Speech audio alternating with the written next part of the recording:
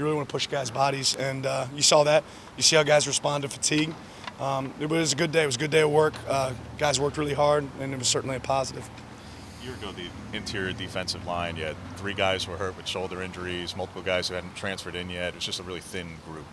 How different is this spring already, and how different will it be the next several weeks, where it's just a very different position to be in to develop those guys this year compared to last year? Yeah, I mean, really similar to what I said last practice. We're able to do 2 spot practices now. We're able to have basically practices on 2 fields, get a lot of guys reps and ready, and that's what it takes. You got to get better at football, you got to play football. So having guys out there that can rotate, where it's not just about conditioning, but it's about technique, that's starting to show up. What do you stress to these guys the most over the next 2 weeks to kind of stay in that shape and stay in that mindset? Yeah, you got to be disciplined, right? You got to be great decision makers. Have a sound mind in what you're doing and how you're attacking it. We have a plan for these guys over the next 2 weeks. They have to execute the plan, right? It's where ownership takes place.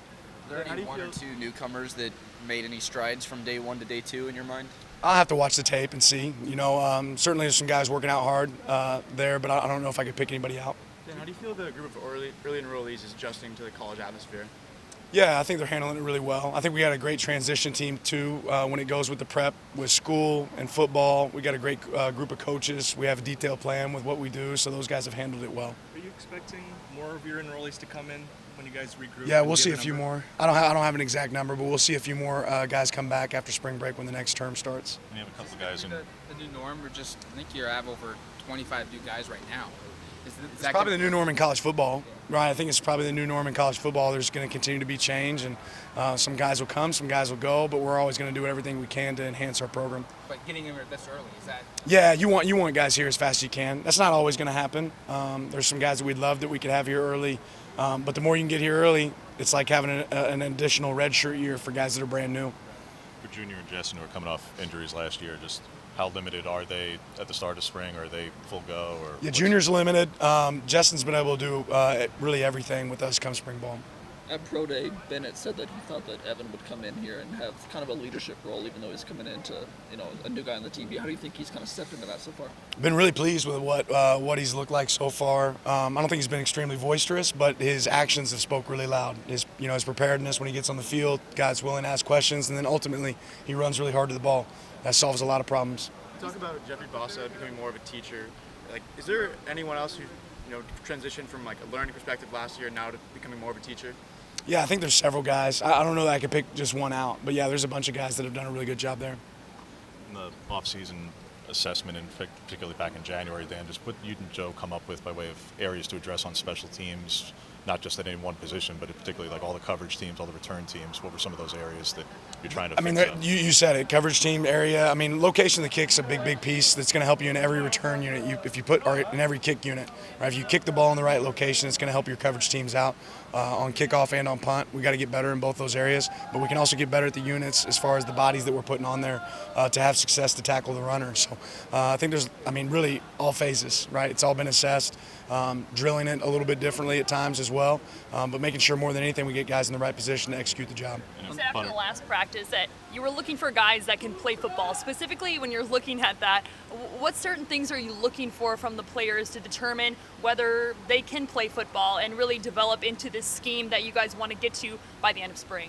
Yeah, more than it's different by each position, right? Obviously, if you're a defensive guy, you got to be able to get guys on the ground, which means you have to put your body in position to where you can get guys on the ground. If you're an offensive guy, you got to be able to catch the ball, right? You got to be able to control the ball, cover up guys as a blocker, hand placement, footwork.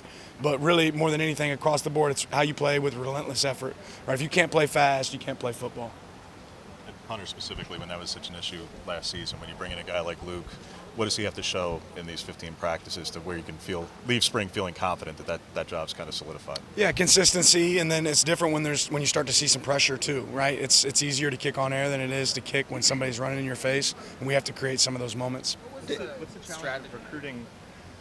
What's the challenge of recruiting someone like Luke when he's halfway across the world and building those relationships? Well, that's the real challenge, right? They're halfway across the world. You got to do it through the phone, and you don't necessarily get to see them, and they don't necessarily get to see you. So there's some trust on both ends.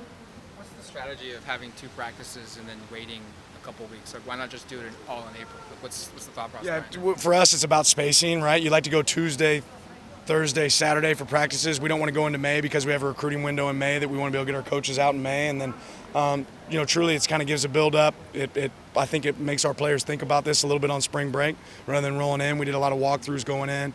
But yeah, just more than anything, it's timing with where the recruiting windows fall. Dan, what's your philosophy on players who are currently committed to Oregon taking visits to other schools? Do you encourage that? Do you want these guys to get out and see all the places they can, or what's your philosophy there? Yeah, there's a lot of, I think each situation is different. Certainly we love having committed players be committed to us and not take trips other places, but they need to know where they're going when it's all said and done, and they have to have a great feel for that. It's our job to continue to recruit them to be here.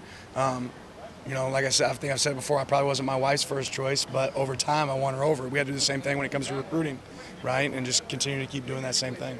With a team that has so many newcomers, but also a lot of veterans that have been in the game long, that have been under this kind of system, mixed with the new staff members, just how do you see everyone kind of coming together, working together in order to build a good foundation with these first spring practices? Yeah, it's a process. It's over time. We're not there yet. Right, but we have time to get there, and that's the benefit. Practices that are hard, that gets us there. Right, you got to share some hard moments, and then spend time together outside of football. Will the coaching staff be taking any staff trips or visiting with any staffs these next couple of weeks? We'll be doing some professional development, more in-house than anything, some Zooms and things like that, but mostly here. And you've got your coaches clinic right after break in April, Saturday, yeah, with Staley and Moore and Tosh's former DC there with Jacksonville coming in. So just what are you hoping to get out of it? Obviously, yes, you have coaches here, etc. But when you have big name guys from the NFL in particular, what are you hoping that weekend provides? The name doesn't necessarily change anything for us. We just want to have an opportunity for us to learn ball as a coaching staff, and some coaches to be able to come in and absorb some stuff from us, and as well as the great coaches that we have coming to speak.